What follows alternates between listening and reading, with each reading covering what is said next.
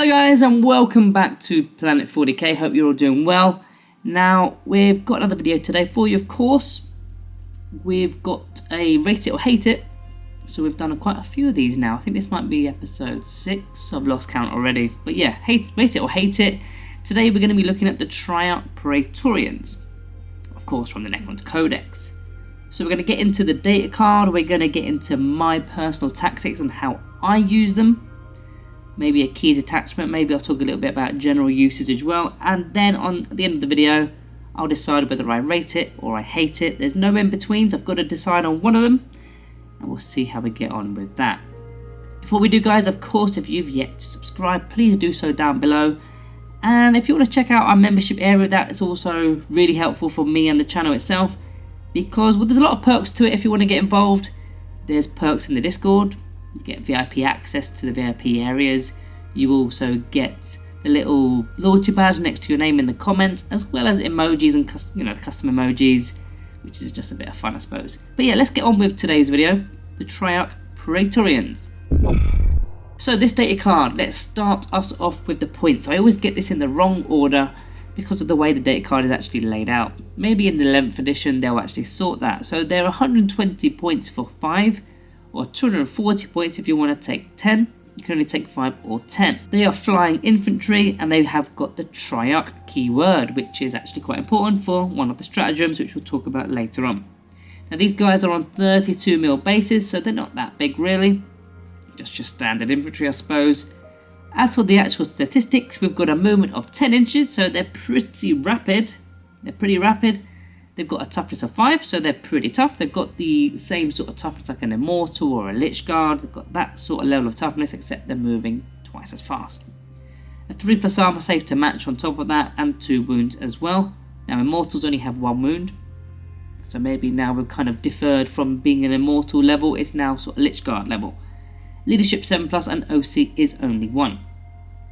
So that's the statistics. I think it's fairly reasonable for a standard infantry.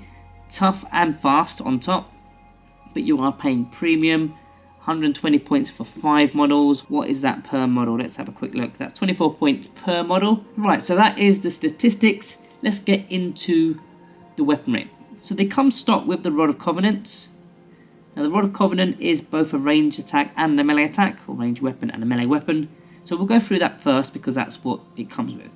So the Rod of Covenant, we've got 12 inches of range, and we've got 1 shot per model. So if you've got 5-man unit, 5 shots, 10-man unit, 10 shots, and so on.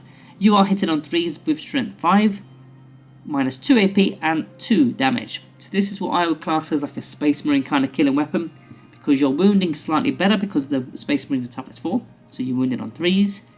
Minus 2 AP puts them on a 5+ armor save, which is a reasonable chance of going through. And then you've got the 2 damage, which means you're removing models every single time one goes through. Slight issue with only 1 shot per model, which I don't really like, but you've got to bear in mind this isn't just the ranged weapon. There's also a melee weapon on side here, alongside this. So the melee weapon, you've got 3 attacks with it. Again, you're hitting on 3s. Again, you're strength 5, minus 2 AP and 2 damage. So virtually the same statistics, except you get 3 attacks with it as opposed to 1 shot. So really, they want to be in engagement range if you've got the right target. If you're going up against, again, those Space Marines or any other 2 wound models. I always go to Space Marines because they're easy. Genestealers, they're also kind of easy because I know Tyranids a little bit. Anything that's got 2 wounds and toughness 4 or less, I suppose, because you're wounded on 3s. Now you can swap out that weapon for a Particle Caster and Void Blade. So that is another ranged weapon and another melee weapon, completely different profiles this time. So let's go through them and I'll tell you which one I prefer. So the Particle Caster has devastating wounds and is a pistol. So pistols can be fired into engagement range, kind of like extra attacks. If it's in your shooting phase but you're still in engagement range, you can fire. Devastating wounds as well, so if you're rolling a 6 to wound, or a critical wound roll I should really say, just in case you can modify it. You've got, it goes through. It goes literally through the armor save and instead becomes a mortal wound. So for example, if you're firing at a Terminator, then they're not going to get their 2+ armor or their 4+ invulnerable save and so on. So these guys have got 3 shots with the Particle Casters rather than the 1 from the Rod of Covenants. Hit on 3, strength 5. This time it's no AP, 1 damage. So you've lost all your AP, you've only got 1 damage. But devastating wounds and pistol. So why would you select this over the Rod of Covenant? Well, there's a few reasons. First of all, it's the same range. So I mean, that's not a reason, I suppose. That's just statistics. The attacks, you're getting 2 extra attacks per man. So if you've got a 10-man unit, you've got 30 shots as opposed to 10 shots. That's the first reason. The second reason, maybe you're not going up against Space Marines or 2 wound models. Maybe you're going up against a Horde faction, lots of 1 wound models. Third reason, maybe you're trying to get them into engagement range and that's more their play. They're not doing a bit of both. So if they're within an engagement range and they've got the pistols, it's like extra attacks. Of course, if you've got the Rod of Covenant and you're in engagement range, you're not going to be firing the Rod of Covenant. So there are benefits to having that pistol weapon over the Rod of Covenant. The melee weapon is the Void Blade.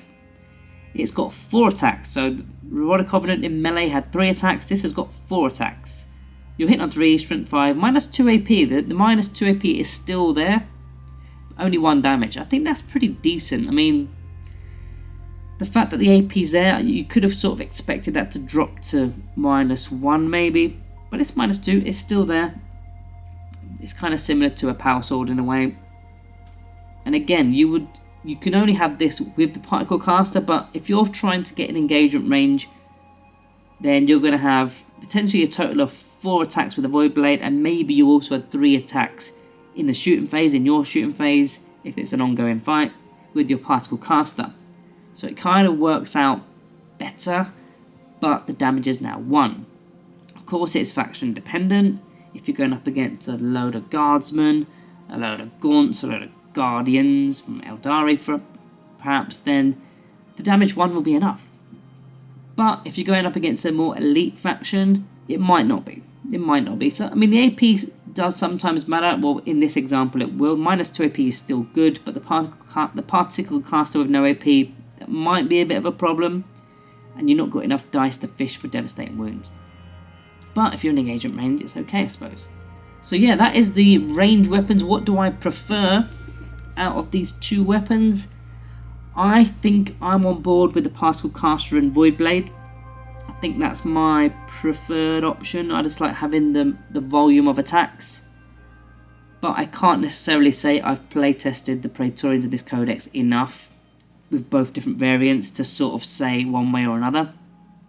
But I would personally prefer to pick the caster and the Void Blade. That's how I would use them. So let's move on to the right hand side of the deck card. We've got abilities. Deep Strike ability, which is probably one of the main reasons, in fact, to take these guys. Deep Strike is such a huge ability, so underestimated at times. Now, of course, there are other units in the Necrons Codex that do Deep Strike for much cheaper. So we'll probably talk about that later on in this video. But you just got to bear in mind these are a kind of unit that can also interact with secondaries that are further afield. I always use the examples of engage on all fronts, behind enemy lines, deploy teleport homers and so on. They can do that stuff if you need to do that because of Deep Strike. But also it gets them into a dangerous location for your opponent because they will want to get into engagement range. So maybe you're going for that 9-inch charge, or maybe you're just putting them into a dangerous area for your next turn to be moving into a unit that your opponent doesn't really want to get hit with. So Deep Strike is good. Reanimation Protocols, of course, is good. We all know about Reanimation Protocols. I'm not going to go too deep into that. Although they are 2 wound models, they still will go down without the invulnerable save. At least they've got toughness 5. But if they get targeted by certain weaponry, strength 5 onwards, I think they do go down quite quick. But it's a good job they're not on the battlefield to start the game, I suppose, in Deep Strike Reserves. Their unique ability is Relentless Combatants, so you can reroll your charge rolls made for the unit, and they're also eligible to declare a charge in the turn in which they fell back. Now this is interesting for a few reasons. First of all, rerolling your charge roll from Deep Strike, so that 9-inch charge is rerollable. It doesn't have to be from Deep Strike, but you've got a rerollable charge, which is nice. That is nice.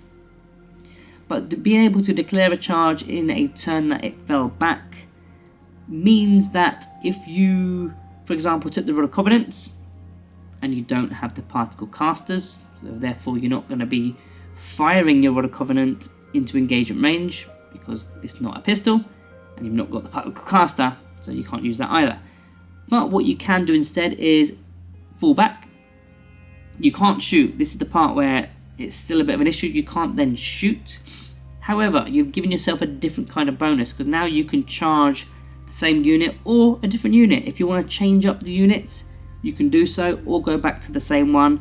This will now give you the fights first ability, because bear in mind, defenders would be fighting first, and if you're already in a combat, in an engagement range of a unit, then that will be a defending unit, because you've not charged that turn. So by falling back and charging in to a new unit, or falling back and recharging the same unit, you've basically regained that charge bonus, so they'll be fighting first, which is a big deal. It's a big deal, especially if you haven't got the particle casters. If you do have the particle casters, then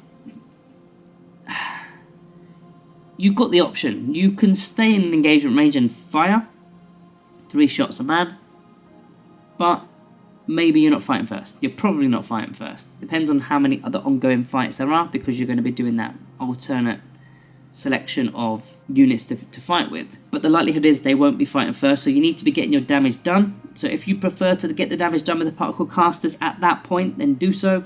Or if you prefer to fall back and recharge and then make more use of the void blades, do so. I mean, it's quite a toss-up really, without having the maths to hand. The particle casters, it's almost like the particle caster versus the void blade at that point, which is kind of weird because they've got both. But the void blades have 4 attacks versus the 3 from the caster, and it's -2 AP versus no AP. But the casters have dead wounds and pistol. Well, pistol doesn't matter at this point, but dead wounds is the main go-to there. I think I'd still want to fall back and recharge, but without mathing it out, I can't be sure. So that's the data card, all covered up, I believe. So let's move into my tactics. So, in terms of tactics, how do I use the Triarch Praetorians, and what detachment do I use them in? Let's start with the detachment first. That makes it more easier, it's more clear. You of course go to the Obeisance Phalanx detachment, because it interacts with them perfectly because they've got the Triarch Praetorians keywords. So what the Obeisance Phalanx ability is in your command phase, you select one enemy unit on the battlefield, and your Overlords, your Praetorians, and your Lich Guard are going to get a +1 to wound against that selected target until your next command phase. Again, I'll go back to Space Marines because they're easy. If you're Strength 5 and you're going up against Toughness 4 Space Marines, you're normally wounding on 3s because you're better than their Toughness. But with that +1 to wound, you're now wounding on 2s. So you're hitting on 3s, wounding on 2s, which is very effective. And it's in 2 phases, don't forget, because we're going to be using that in the shooting phase, depending on the weapon you got, and then in the fight phase, again, depending on what weapon you got. So you're getting that +1 to wound in 2 completely different phases, whereas if you look at the Lich Guard, it's only in the fight phase, and if you're looking at, say, Immortals or Warriors with an Overlord, because they will have the Overlord keyword at that point, they're only doing it in the shooting phase. Yes, they can do it in the fight phase, but they're not really equipped for that. Whereas the Praetorians have got it in both phases and the best of both worlds there. Now, it still doesn't quite take us to the point where we can reliably kill a monster or a vehicle, because we still likely need 5s. Because a lot of things now are like toughness 10, so you need 6s to wound to start, but that will go to 5s. That's still not reliable enough, so that means that still it doesn't change their target. In some situations, you can kind of modify the target because of the how good it is. Like, for example, Immortals with the Tesla carbines. Because of the sheer amount of shots you've got and the re-rolls or wound rolls, it doesn't really matter that you're in 5s, because there's that many. The volume of it is so good that they'll still do the damage. Whereas we don't have the volume with the Praetorians. So you're probably going to stick to infantry, elite infantry at a push. Light vehicles, probably not. You're probably going to just need 4s. And then it's going to be sort of damage 1, damage 2. It's probably not enough. Now, the detachment itself has a few neat tricks. You've got the Sentinels of Eternity. So they've got the Fight on Death on a 4+ ability. I personally don't like using the Fight on Death, any kind of Fight on Death abilities in any codex, really. I'm not a big fan of it. But the reasons you could use it is, it could be to do with OC. OC on an objective. Maybe you've got an objective that, or maybe you're fighting over an objective and it's going to get scored at the end of your turn. Could be the primary missions or anything like that. And if you have slightly lost on OC, maybe you're losing by a couple of OC and you lose, I don't know, 5 models or let's make it easy, 6 models. You lose 6 models in an epic fight, and on average you get 3 of them up just to fight again. Or not to fight again, just to fight rather, because you don't get to fight again. So they get them back up to actually make their attacks, and all of a sudden the OC is going to change, because 3 of them will likely kill a couple of models at the very least. Then you may be holding the objective at that point, so therefore you're going to score whatever you're trying to score. So that's the reasons why you would use that stratagem. You've also got Suffer No Rival, so you can have precision on the entire unit in melee.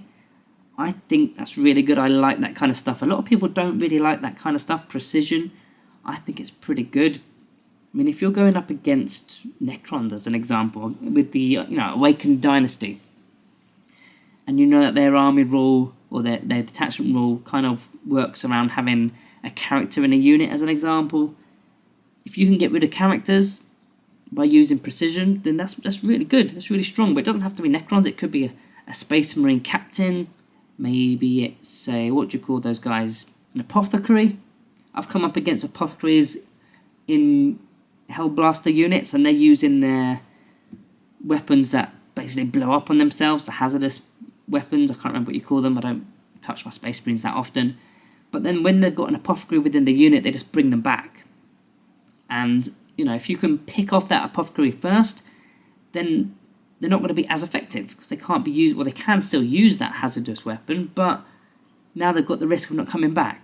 So yeah, there are reasons for precision, and assassination is another one as well. If you can pick out a little character within a unit, take him out, assassination, job done. In fact, let me go back into that even further. Like if you've got 30 or 40 attacks, I'm just thinking about this on the top of my head now. If you've got 30 or 40 attacks and you've got the +1 to wound ability from the detachment, the Obeisance Phalanx, you should quite comfortably kill a character. You really should. Anyway, what else we got? We got the Territorial Obsession for the +1 OC to each model to make them all 2 OC. Now, this one, I'm gonna go back to one of the ones I just spoke about. In fact, the Sentinels of Eternity, which was the 4+ fight on death. This is why I don't like that one, because if you need the OC, you can just use this stratagem instead. You can use the Territorial Obsession stratagem for +1 OC per model. That will get you the OC in theory. It should do. Of course, you're not removing models at that point, but if you're trying to do it to score, getting the OC, because it's a definite thing, because you can come back on a 4+. If you even do come back, you could whiff that roll. And even the ones that do come back, what if you whiff your attacks and they don't do any damage, and therefore you've not gained the objective and you've spent a stratagem as well. I prefer to use the Territorial Obsession, gain OC for that phase or whatever it is, and it will take everyone to 2 OC. Although there is a problem with it, in fact, which I've just spotted on the fly. So yeah, I need to kind of rewind myself, rein it in a bit. You've got to do that one in the command phase, that's actually quite difficult. I've not spotted that before. You've got to do it in the command phase, so you've got to kind of preempt getting into a fight potentially. Maybe you've got to do the charge. You've got to then preempt if you're going to even need the OC, because are you going to kill a unit? Are you going to kill enough? Are you going to lose models? You don't know what OC you've got in the first place. They need to change that stratagem. That should be at the end of the fight phase, not in the command phase. That's weird. Especially when you've also got the shooting phase. So you're going to do damage on multiple fronts and you've got to predict the future. Don't like that one now. Both of them are a bit weird. What else we got with the Obeisance Phalanx? You're likely to use the Silent King, in fact. That's almost an auto-include for the Obeisance Phalanx.